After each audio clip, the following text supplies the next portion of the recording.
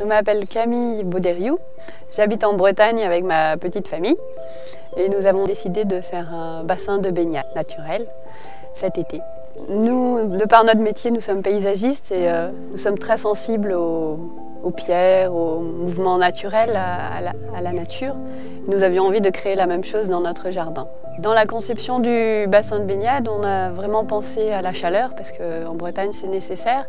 Et pour cela, on a réalisé un mur en pierre sèche, en arc de cercle qui sert de piège à soleil. Et effectivement, maintenant, ça donne vraiment tout son sens à la baignade parce que ça la garde vraiment chaude avec la chaleur des pierres. Ensuite, on a aussi pensé à l'orientation, donc orienter plein sud et protéger des vents. Le bassin est disposé aussi suivant des axes particuliers par rapport à la maison. Ensuite, toute la forme en spirale, on a vraiment recherché une forme harmonieuse qui s'intègre aussi dans le paysage. Donc on peut faire des piscines de toutes sortes, mais ici on était plutôt attaché aux formes arrondies et aussi spiralées. On a aussi un petit bassin bébé qui est magnifique et peu profond et souvent c'est oublié dans les piscines. Donc c'est bien d'avoir un espace sécurisé et agréable pour ceux qui ont des petits pieds. Donc on a commencé à réaliser ce mur qui sert de piège à soleil avec l'utilisation de roches et arrondies que nous avons disposées tout autour. Ensuite, on a vraiment travaillé le terrassement qui est très important, le modelage paysager. Donc comment disposer, préparer le sol et les niveaux qui seront ceux qu'on apercevra par la suite. Donc c'est un travail très important qui prend un petit peu de temps mais qui est très nécessaire car il permet un bon déroulement du chantier. Et suite au terrassement, nous avons fait aussi tous les drainages nécessaires, posé tous les tuyaux techniques, posé vraiment tout ce qu'on ne voit pas maintenant. Et par la suite, nous avons déposé des géotextiles et les bâches d'étanchéité, donc en EPDM, qui est un caoutchouc naturel de très bonne qualité et aussi beaucoup plus propre écologiquement que toutes les bâches PVC qu'on peut trouver. Nous avons vraiment travaillé toute l'intégration des pierres, les dallages, les murets qui sont trouvés dans les lieux proches d'ici. Et tout ça sans aucune utilisation de ciment ou de béton.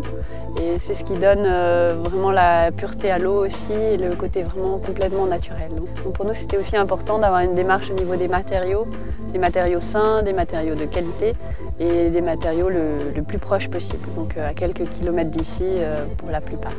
Après, nous avons travaillé sur aussi toute l'infiltration, donc le travail de filtration par les plantes, le travail de phytoépuration, on va dire, pour filtrer une eau de bassin, donc qui doit être vraiment pure et recyclée en permanence.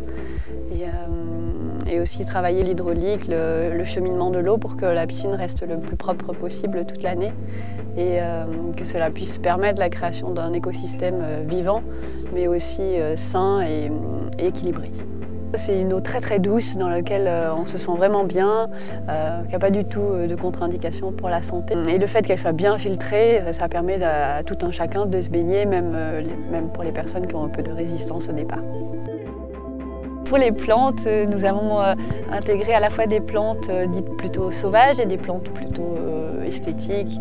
Mais chacune a son rôle au niveau racinaire, au niveau bactérien pour la filtration de l'eau. Donc on a mis des nénuphars par exemple qui sont surtout esthétiques et magnifiques dans une baignade.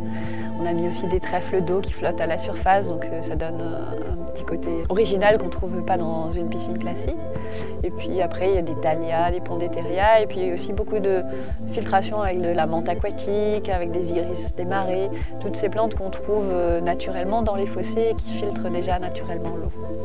Sur le lieu ici, ça nous tient beaucoup à cœur d'avoir une gestion de l'eau intelligente. Donc par exemple la baignade ici a été remplie avec de l'eau de pluie, donc c'est quand même plus de 200 mètres cubes. C'était important pour nous de ne pas utiliser de l'eau publique, de l'eau potabilisée.